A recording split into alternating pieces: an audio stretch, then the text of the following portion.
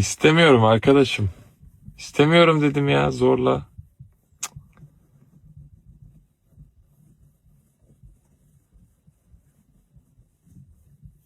Herkese merhaba arkadaşlar, kanalıma hoş geldiniz. Yepyeni bir video ile karşınızdayım. Türkiye'nin güzel oyuncusu Ebru Şahin ve eşi Cihat Osman'dan yeni görüntüler geldi. Muhteşem Demir canlı görüntülerini sosyal medya hesabından paylaştı.